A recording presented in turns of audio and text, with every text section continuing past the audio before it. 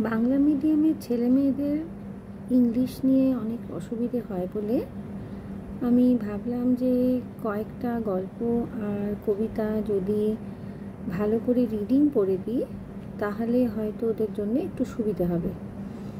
Reading পড়লে উচ্চারণগুলো যেভাবে ভালো হয় আর একটু বেশি মনেও থেকে যায়, শুধুমাত্র মুখস্থ করতে হয় না। আমি এক দুজন বাচ্চাকে পড়াই যারা 11-12 পড়ছে, তো ওদেরকে দেখেছি যে ওরা প্রায় কিছুই প্রথমে জানতো না। ইংরেজির স্ট্রাকচার, সেন্টেন্স তৈরি করা, তো একেবারে শুরু থেকে যখন ওকে শেখালাম আমি ধরেই নিলাম যে ওরা ABCD ছাড়া আর কিছুই জানে না। তো সেই অবস্থা থেকে যখন ওকে একটা একটা করে সেন্টেন্স বোঝাতে পারলাম, প্রত্যেক দিনের ব্যবহারের মধ্যে দিয়ে ছোট ছোট সেন্টেন্স তৈরি করতে শেখানো, যাতে করে কোনো কিছু মুখস্থ করতে না হয়। পুরো গল্পটা যদি সে এমনিতেই বুঝতে পারে, গল্পের মানেটা বুঝতে পারে, তাহলে পরীক্ষায় যে কোনো প্রশ্নই আসুক না কেন সে কিন্তু পারবে। কারণ ও সিম্পল সেন্টেন্সে পুরো গল্পটাই বলতে পারছে, লিখতে পারছে, আর সমস্ত প্রশ্নের উত্তরগুলোই সে তাই জন্য জানে। তো সেইভাবেই আমি ওকে পড়াতে শুরু করি।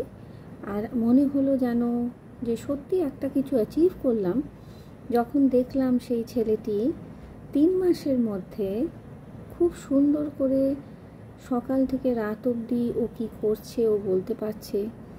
শুধু তাই নয়, পুরো গল্পগুলো নিজের মনের মতন করে বলতে পারছে, লিখতে পারছে, মানে বুঝতে পারছে। তো আমি ওই রিডিং পড়াটার উপরে অনেকটা জোর দিলাম যে রিডিং না পড়লে কোনো দিনই গল্পের মানেগুলো ঠিক করে মাথার মধ্যে ঢোকে না। আর অনেক শক্ত শব্দ আছে যেগুলো 11-এর বাচ্চাদের জন্যে অনেকটাই শক্ত, কারণ মাধ্যমিকে এত ইজি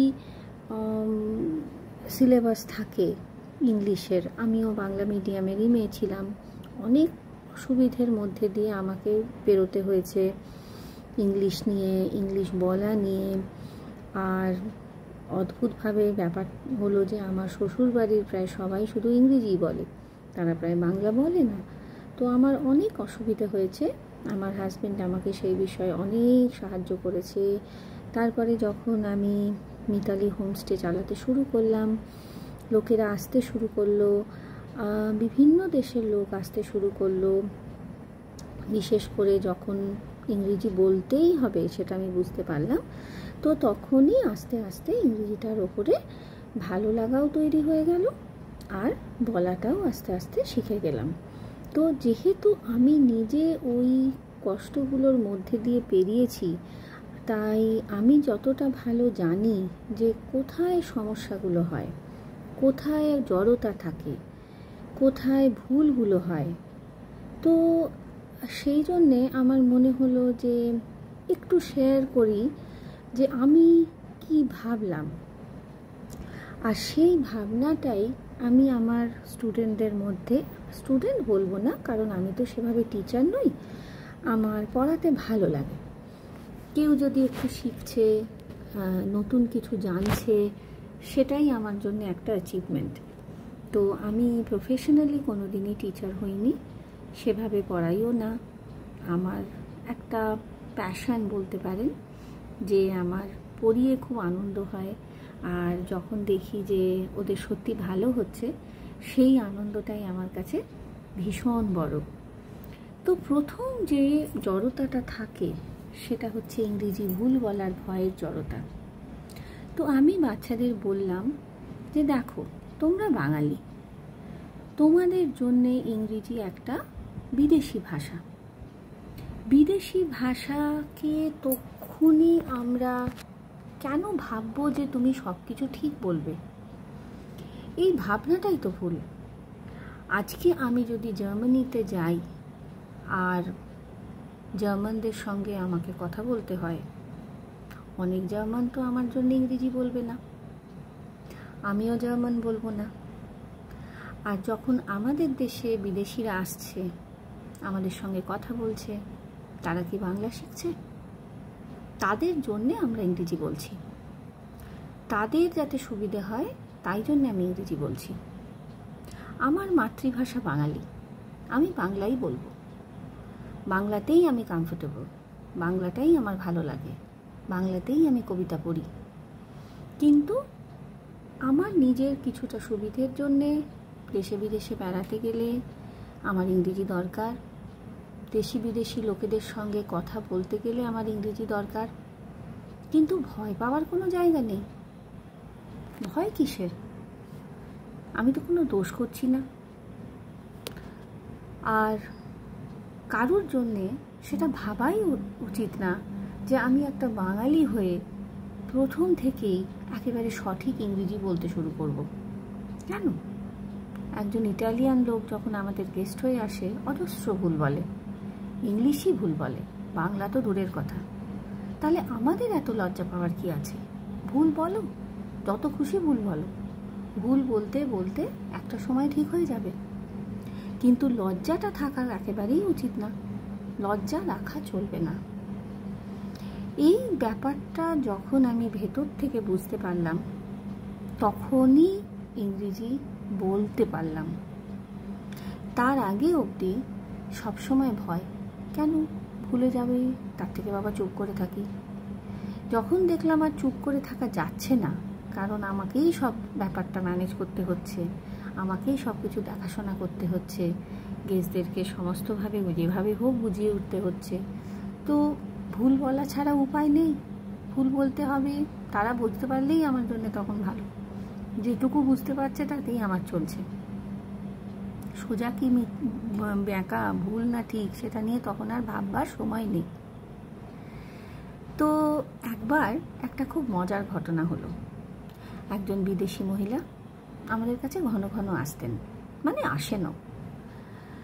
তিনি ইংরেজ, যথেষ্ট দম্ভ আছে, ইংরেজ তো সেই জন্যে। তো আমরা খেতে বসেছি একই টেবিলে, উনি একা ছিলেন বলে প্রত্যেকবারই আমরা ওনার সঙ্গে খেতে বসতাম, মানে আমি আর কৃষ্ণ। তো ওনার সঙ্গে ইংরেজিতেই কথা বলি। ইতিমধ্যে হয়েছে কি, আমাদের আরও কয়েকজন গেস্ট এসেছেন যারা বাঙালি, পাশের টেবিলে বসে আছেন। তো উনি ওরা বাংলা বলছে, আমিও বাংলায় ওদের সঙ্গে পাশের টেবিলে কথা বলছি। তো দেখছি ওই ইংলিশ মহিলার বেশ রাগ হচ্ছে, কারণ ও কথাগুলো ফলো করতে পারছে না, আর তার উপরে একটু চটে চটে মনে হলো যেন দেখছে আমার দিকে। তো তখন আমি বললাম যে দেখো, I am very sorry, but I am very comfortable in Bengali and they are also Bengali, so I am talking to them in Bengali. তখন আমাকে উত্তরে বেশ রেগে রেগে বলল যে yes, I can see that. যখন সেটা বলল তখন সত্যিই আমি খুব রেগে গেলাম, আর বললাম যে যদি আমি তোমার দেশে যেতাম, তুমি কি আমার জন্য একবারও বাংলা বলতে? তুমি তো ইংরেজিতেই কথা বলতে। তাহলে তুমি কি করে এক্সপেক্ট করো যে তুমি আমার দেশে এসেছো আর আমি সব সময় তোমার জন্য ইংরেজি বলবো? সেটা তো হয় না। তো এটা বলাতে আমি দেখলাম যে ছেলে মেয়েদের মধ্যে সত্যি ওই ভয়টা অনেকটা কেটে যাচ্ছে, আর বলার ইচ্ছেটা বাড়ছে, ভালো লাগাটা বাড়ছে, কি সুন্দর করে লিখতে শিখে যাচ্ছে আর বলতেও শিখে যাচ্ছে। তো এটাই আমার অ্যাচিভমেন্ট। তো সেই থেকেই আমি ভাবলাম যে প্রত্যেক দিন একটা করে হয়তো আমি রিডিং পড়ব, কারণ অনেক চ্যানেল আছে দেখলাম যেখানে পড়ানো হচ্ছে, শেখানো হচ্ছে, কোয়েশ্চেন আনসার বুঝিয়ে দেওয়া হচ্ছে, বলা হচ্ছে, কিন্তু ভালো রিডিং পড়া ওই গল্পগুলোকেই যেগুলো আছে সেগুলোর একটাও দেখলাম না। সেই জন্যে আমি একটা করে প্রত্যেক দিন চেষ্টা করব রিডিং পড়তে। যে গল্পগুলো বেশি বড় সেগুলোকে ছোট করে মানে দুবারে বলবো, আর ছোট গল্পগুলো একবারই বলবো। কিন্তু মানেটা বলাটা জরুরি না খুব একটা, কারণ ওরা অলরেডি মানেটা জানে আর অন্য চ্যানেল থেকে দেখেও নিতে পারবে কোয়েশ্চেন আনসার আর মানেগুলো। তো ইংরেজি উচ্চারণ গোটা কানে শুনতে ভালো লাগার মতন করে আমি বলতে চাই, যাতে ওদের একটু হলেও সুবিধে হয়। Thank you.